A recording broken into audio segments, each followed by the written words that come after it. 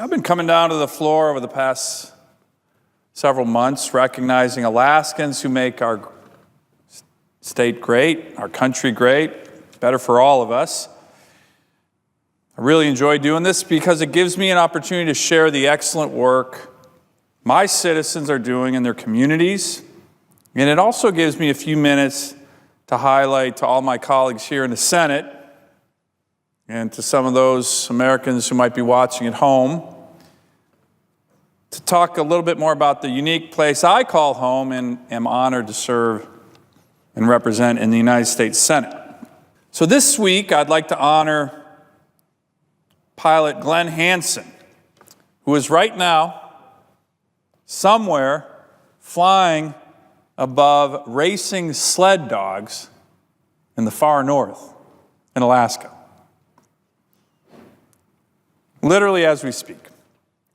But before I get to how he's helping Alaskan and how he is this week's Alaskan of the Week, let me take you back to a remarkable bit of history that happened in Nome, Alaska in 1925, when a diphtheria serum was desperately needed for the children in Nome. The nearest batch of serum was 1,000 miles away in Anchorage, Alaska. There were, and still aren't, there were not any roads that connect Nome to Anchorage. Still no roads that connect Nome to Anchorage.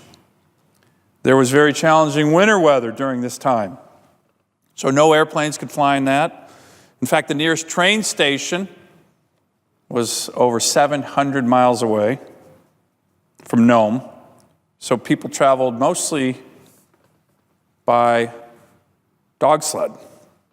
So on the night of January 27th, 1925, Musher Wild Bill Shannon tied a 20-pound package of serum wrapped in a protective fur around his sled, and he and his 9 dogs started the journey called then the Great Race of Mercy across the frozen Alaska land. Miles later, he met up with another racer and another team of dogs, and the relay continued all across Alaska, over 1,000 miles. 20 mushers and 150 sled dogs through some of the world's most rugged terrain and some of the world's most brutal weather. In fact, right now, in parts of Alaska where the Iditarod is happening, it's 40 to 50 below zero right now. That original race, the Great Race of Mercy, began to be reenacted with some twists in 1973 and continues today. In fact, it's going on right now. The Iditarod, the last great race in my great state. People from all across the world come to participate in it, come to watch it. It's a quintessential Alaskan event that involves the work of hundreds of Alaskans, lodge owners, veterinarians, dogs, dog handlers, volunteers, pilots, hundreds, thousands. Now, Alaska, Mr. President, as you might know, is home to more veterans per capita than any other state, but we're also home to more pilots per capita than any other state. Our pilots are a vital part of our economy and transportation, and they're a vital part of the Iditarod. In fact, the race couldn't exist without them. Every year, more than a dozen volunteer pilots load their planes for the Iditarod race with more than 100,000 pounds of dog food, hundreds of bales of hay, lumber for tents. They fly the veterinarians, the judges, the dog handlers, and so many of the volunteers out to the checkpoints hundreds of miles away.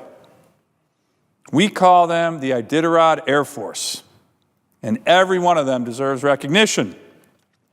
Which gets me back to Anchorage resident Glenn Hansen, who, as I mentioned, is our Alaskan of the Week. Now, Mr. President, Glenn, along with his brother Bert, is tied among this year's pilots as the longest-serving volunteer in the Iditarod Air Force. He began volunteering for the great race, the last great race, the Iditarod Air Force in 1984. And Glenn has since put in roughly 1,500 hours of volunteer time making sure that the last great race continues and that the dogs and the mushers are taken care of. Taken care of right now in 40 to 50 below zero as this race is going on. This year, Glenn won the Alaska Air Carriers Association Iditarod Humanitarian Service Award. Upon receiving it, the Air Carriers Association wrote to Glenn, quote, "You are obviously an accomplished pilot, held in high regard by your peers." They went on to say, while there are many volunteers working to make the race possible, you consistently go above and beyond the call of duty. You are always quietly willing to take every assignment, no matter how unglamorous or uncomfortable. You step up time after time to fly into challenging airstrips, to ensure that the mushers' supplies and race personnel are available to keep the race safe for everybody. So thank you, Glenn, for all that you do to keep our great Alaska history alive, and thanks to all the pilots in the Iditarod Air Force this year, and so many of the other volunteers that keep everybody safe and are doing it right now during this year's Iditarod. And to all the mushers and these great dogs, good luck. Everyone involved makes this truly the last great race in America.